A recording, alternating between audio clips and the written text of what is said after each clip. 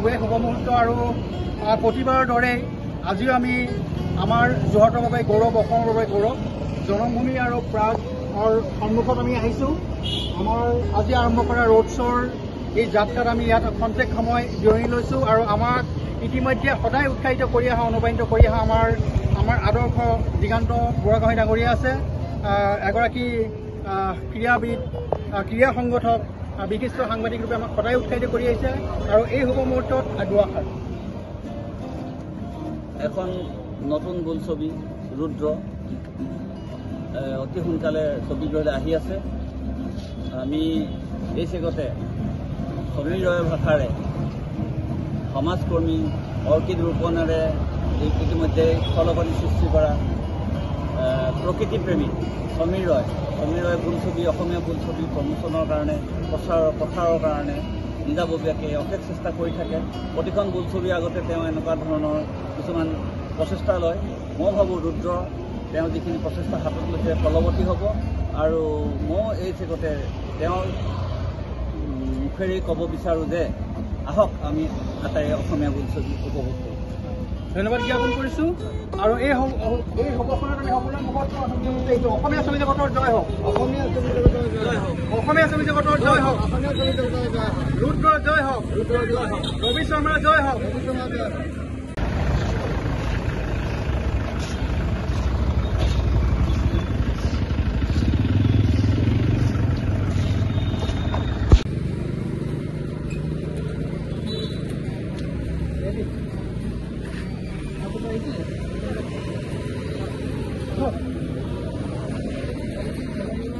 খবৰ সোমাল আৰু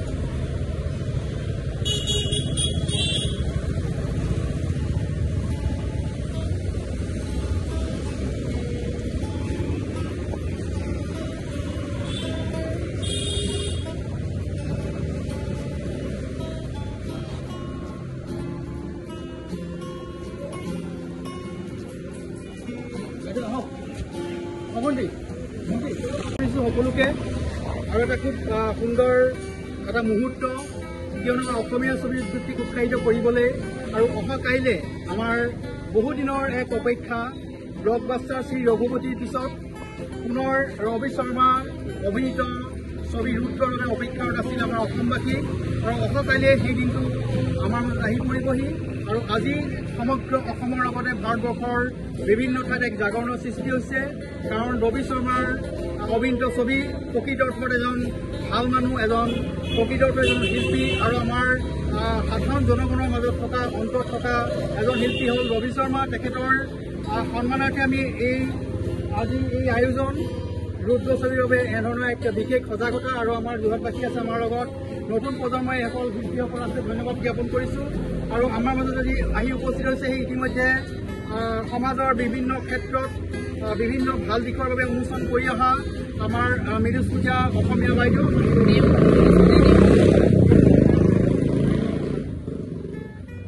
এই আমাৰ মাজত মৃদুস্মিতা নেওগ বাইদেউ, ধন্যবাদ জ্ঞাপন কৰিছোঁ।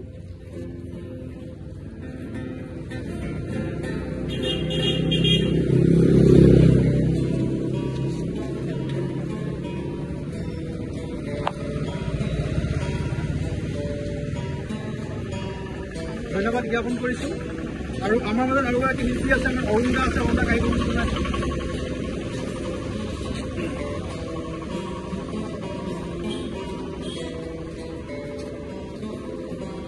এয়া অৰুণদাক ধন্যবাদ জ্ঞাপন কৰিছোঁ আমাৰ উৎসাহিত কৰি থকাৰ কাৰণে। আৰু এগৰাকী বাইদেউ আছে, আজীৱন সংগীত সাধনাত বৰ্তি আছে বাইদেউক আহিবলৈ আমি অনুৰোধ জনাইছোঁ। বাইদেউ হয়, ধন্যবাদ জ্ঞাপন কৰিছোঁ। এয়া বাইদেউ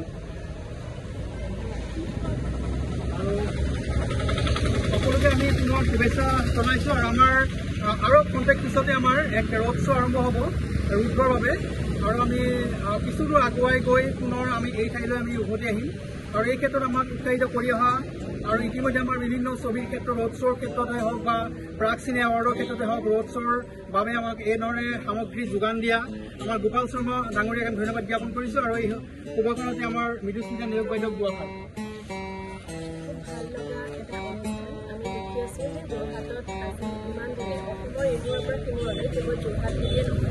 অসমীয়া ছবিৰ উদ্যোগটোক পুনৰ থন কৰি উঠাৰ ক্ষেত্ৰত অসমীয়া ছবিৰ প্ৰচাৰ আৰু প্ৰসাৰৰ ক্ষেত্ৰত সমীৰ ৰয় ডাঙৰীয়াই যিখিনি কৰি আছে সঁচাকৈ ব্যক্তিগতভাৱে এটা কাম।